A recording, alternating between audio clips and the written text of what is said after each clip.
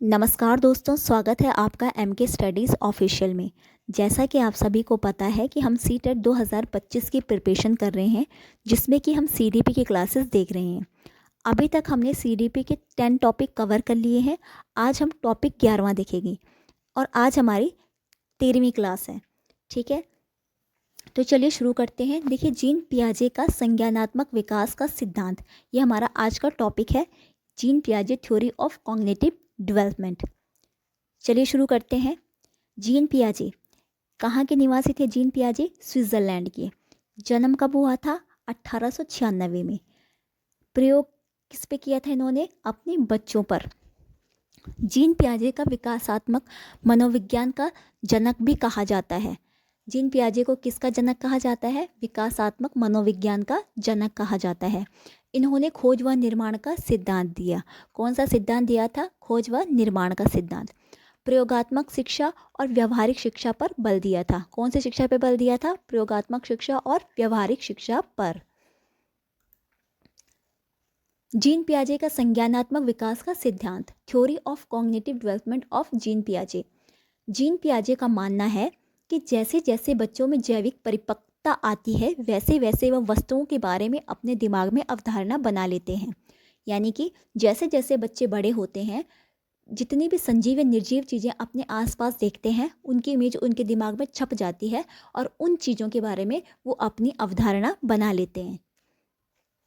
पियाजे के अनुसार बच्चे सक्रिय ज्ञान के निर्माता होते हैं तथा नन्हे वैज्ञानिक होते हैं जो संसार के बारे में अपने सिद्धांत बनाते हैं। यानी कि वो अपनी नई नई खोज करते रहते हैं, ठीक है, अपने हिसाब से। नेक्स्ट हमारा क्या है? संज्ञानात्मक विकास की अवधारणा, कॉन्सेप्ट ऑफ कॉग्निटिव डेवलपमेंट। देखिए, अवधारणा क्या क्या है। सबसे पहला हमारा है अनुकूलन। अनुकूलन क्या होता है? वातावरण के अनुसार स्वयं को ढालना। अनुकूलन क्या है? वातावरण के अनुसार खुद को ढालना। अनुकूलन की दो प्रक्रियाएं होती हैं। पहली है हमारी आत्मसात्यकरण और दूसरा हमारा है समायोजन। आत्मसात्यकरण क्या होता है? पूर्व ज्ञान को नए ज्ञान के साथ जोड़ना। जैसे कि इसमें देख रहे हैं आप कि बच्चे ने को पूर्व ज्ञान क्या था? उसने गाय देखी, उसको पता चला कि गाय भूरी कलर की होती है, गाय के 4 टांगे होती हैं, एक पूंछ होती है, 2 सींग होते हैं और गाय हमें दूध देती है।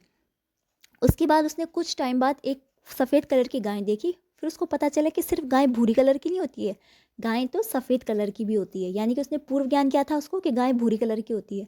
फिर उसने अपने साथ उसके साथ क्या किया? नया ज्ञान ऐड किया। कौन सा ज्ञान ऐड किया? कि गाय सिर्फ भूरी कलर की नहीं होती, गाय तो सफ़ेद कलर की भी होती है। इसको बोलते हैं हम आत्मसात्यकरण।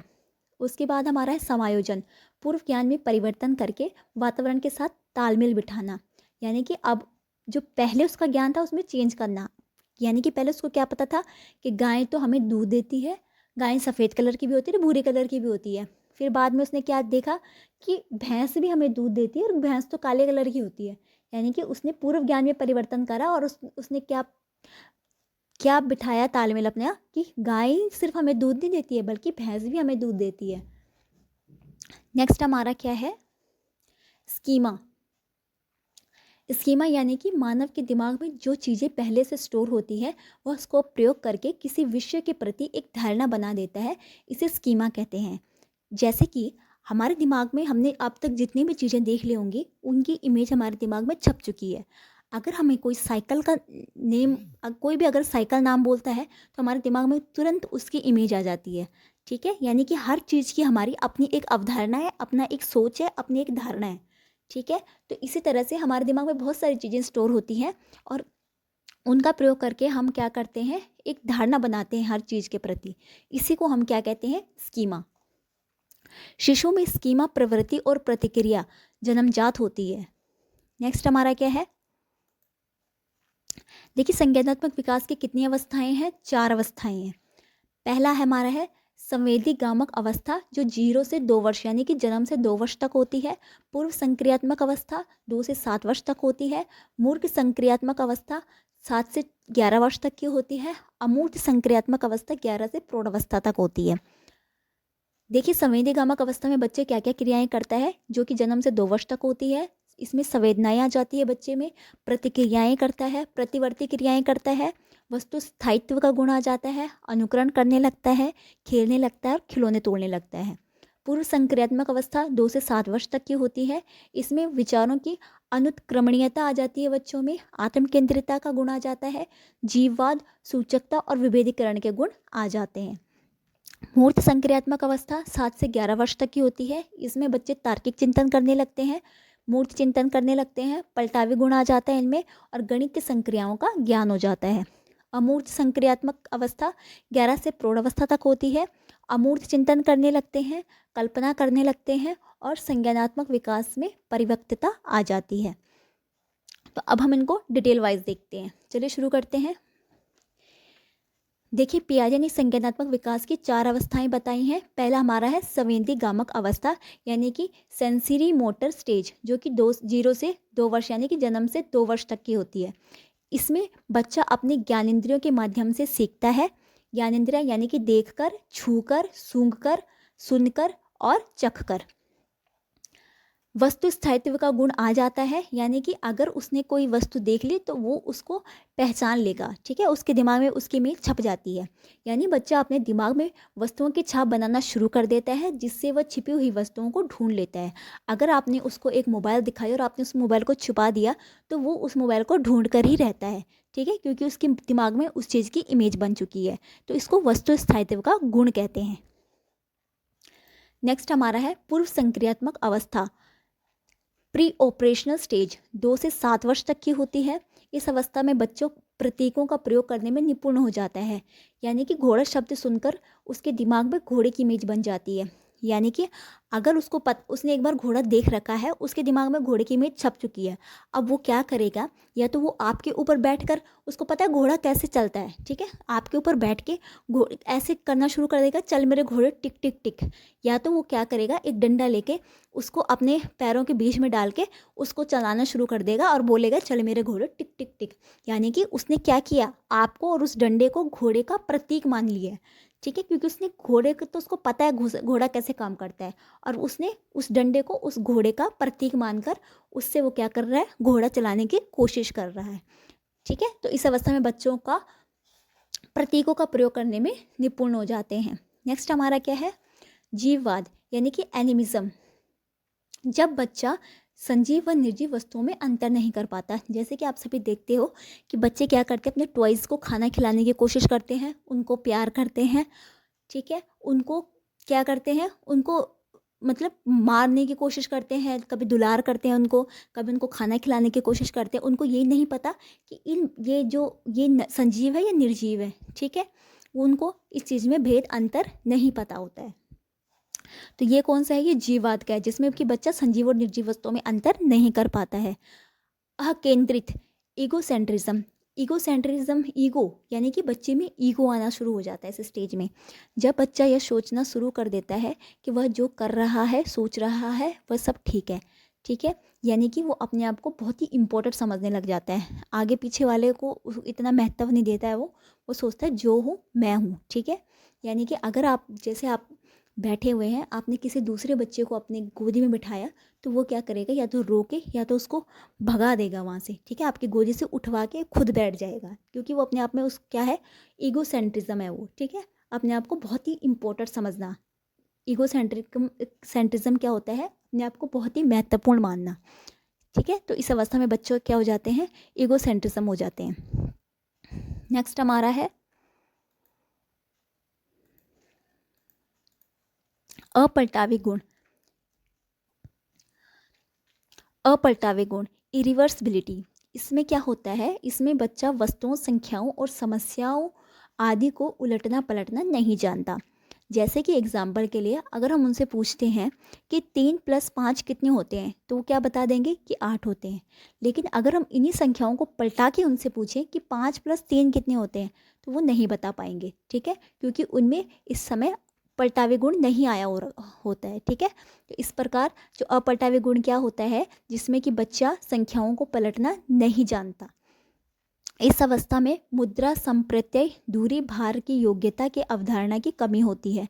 मुद्रा संप्रत्यय क्या होता है, यानी कि अगर आप बच्चे को 2,000 रुपये का नोट दो और बहुत सारे चिल्लर दो 100 रुपये के, ठीक है, तो वो क्या करेगा, वो 2,000 का नोट नहीं पकड़ेगा बल्कि उन ज़्यादा चिल्लरों को पकड़ेगा, ठीक है, चिल्लर यानी कि सिक्के, क्योंकि उसको नहीं पता होता है कि किसकी वैल्यू ज़्यादा है, ठीक है। इसी अकॉर्डिंग वो उसको ये ऊंचाई का भी नहीं पता होता है, ठीक है। जैसे वो बच्चा नीचे खेल रहा होता है वैसे वो बेड के ऊपर भी खेलता है, उसको नहीं पता है कि अगर मैं बेड से नीचे गिर गया तो ये बेड ऊंचा है और मेरे को चोट लग सकती है, क्योंकि उसको क्या नहीं होता है, दूर मतलब कि ऊंचाई का भी उसको कोई ध्यान नहीं होता है इस समय, ठीक है। तो यानी कि इस अवस्था में मुद्रा संप्रत्यय, दूरी, भार की योग्यता की अवधारणा की कमी होती है। नेक्स्ट हमारा है केंद्रीकरण। एक समय में केवल एक वस्तु की विशेषता पर ध्यान दे पाने की प्रवृत्ति, यानी कि इसमें अगर बच्चा किसी एक कार्य को कर रहा है तो उसका ध्यान सिर्फ उसी कार्य पे होता है, किसी और चीज़ पे वो ध्यान नहीं देता। जैसे कि अगर बच्चा कार्टून देख रहा है तो आप उसको जितना भी बुला लो वो नहीं सुनेगा, उसका ध्यान सिर्फ कार्टून पे होगा। अगर वो फ़ोन चला रहा है तो आगे पीछे की दुनिया गई भाड़ में, वो क्या करेगा, सिर्फ अपने फ़ोन पे ही ध्यान देगा, क्योंकि उसका क्या होती है, इसमें बच्चा सिर्फ एक ही चीज़ पर ध्यान केंद्रित कर पाता है। नेक्स्ट हमारा क्या है, संरक्षण यानी कि कंजर्वेशन। इस अवस्था में बच्चा यह नहीं समझ पाता कि किसी वस्तु के आकार या बनावट में बदलाव करने पर उसके परिमाप और मात्रा पर कोई प्रभाव नहीं पड़ता।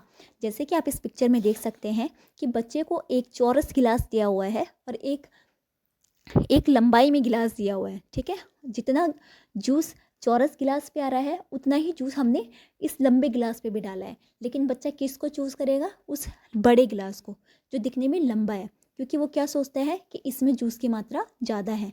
वो ये नहीं समझ पाता कि सिर्फ इसकी बनावट चेंज है, बल्कि इसमें जो इसकी मात्रा है, जो इसमें जूस है, वो बराबर आ रहा है, ठीक है। तो ये हमारा कंजर्वेशन का गुण होता है, जो कि बच्चों को समझ नहीं पाता है कि किसी चीज़ की बनावट या आकार में बदलने से उसकी मात्रा पर कोई प्रभाव नहीं पड़ता। नेक्स्ट हमारा है क्रमबद्धता। इसमें बच्चा वस्तुओं को उनके आकार के अनुसार रखना नहीं सीख पाता। जैसे कि आप इस पिक्चर में देख सकते हैं कि इस बच्ची ने बहुत सारी चीज़ों को एक साथ अरेंज करा हुआ है, पहले छोटी फिर बड़ी फिर बड़ी। तो ये चीज़ बच्चों में नहीं होती है, ठीक है। वो क्या करते हैं, सब आगे उल्टे, मतलब बीच पहले बड़ा रख देंगे फिर छोटा फिर बड़ा फिर छोटा। उनको मतलब कि क्या नहीं होता, वो क्रमबद्धता से नहीं रख पाते हैं चीज़ों को, ठीक है, क्योंकि उनमें उनका गुण नहीं आ रखा होता है। नेक्स्ट हमारा क्या है, मूर्त संक्रियात्मक अवस्था, जिसको कि कॉन्क्रीट ऑपरेशनल स्टेज भी कहते हैं, 7 से 11 वर्ष तक की होती है। इस अवस्था में बच्चा सामने रखी हुई चीज़ों को देखकर उन पर चिंतन करना शुरू कर देता है। यानी कि अगर उसने सामने कार को चलते हुए देखा तो वो उसको सोचने लग जाएगा कि आखिर ये कार क्यों चल रही है, ये जहाज़ क्यों उड़ रहा है, ठीक है। तो जो भी चीज़ें वो सामने देखते हैं उनके बारे में उनके मन में क्वेश्चन शुरू होने लग जाते हैं। इस अवस्था में अपलटावी गुण, जीववाद, मुद्रा, भार, संरक्षण, क्रमबद्धता की योग्यता आदि की अवधारणा के गुण आ जाते हैं। यानी कि जो कि पहले की स्टेज में नहीं था, इससे पहले के स्टेज में जो गुण नहीं होते हैं वो इस स्टेज में आ जाते हैं, ठीक है। आगमनात्मक तर्कणा। इस अवस्था में बच्चा उदाहरण देख के आधार पर तर्क करने लगता है, ठीक है।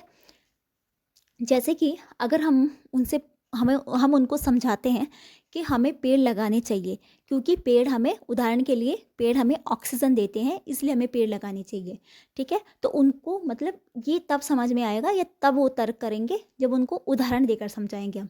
हमें पेड़ क्यों लगाने चाहिए, क्योंकि पेड़ हमें ऑक्सीजन देते हैं।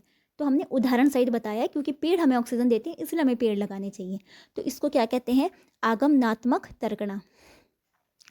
नेक्स्ट हमारा क्या है, औपचारिक संक्रियात्मक अवस्था 11 से 15 वर्ष तक की होती है, जिसको कि फॉर्मल ऑपरेशनल स्टेज भी कहते हैं।